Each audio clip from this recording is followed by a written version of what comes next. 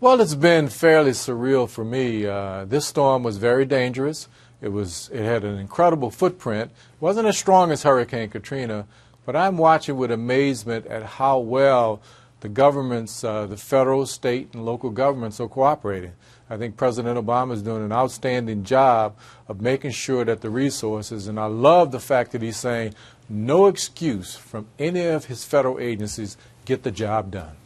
So the system is working much better now than it worked when Hurricane Katrina hit you? It seems to be working much better. Now, keep in mind, this is the second hurricane that has threatened the East Coast. And I could see from the previous hurricane that they were using some of the techniques and some of the lessons that we learned, which I outlined in my book, Katrina Secrets. So it seems as though we've learned some very hard lessons, but they're being put into action. And the responses, FEMA, pre-positioning assets and water and food for citizens is definitely working much better than it did during Hurricane Katrina. What do you learn about human behavior from this sort of natural disaster? Well, it's going to be interesting in the next couple of phases. They've gotten through the pre-storm event, the storm event.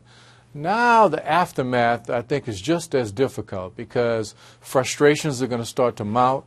No matter how quickly they restore power or get the debris cleaned up, many citizens are still going to be frustrated because they're going to want to see their city back the way it was before the storm hit, and that's just not possible. So managing expectations, managing frustrations going forward is going to be a key challenge, especially when you have an election cycle that's right upon us.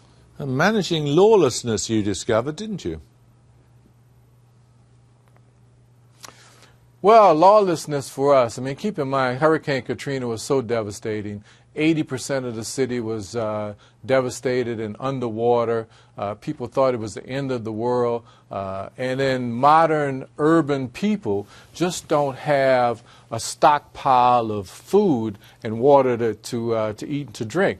So looting started for survival. Then once it got to the point where no one was really stopping it because we were rescuing people, then opportunistic people took over and it got a bit out of hand.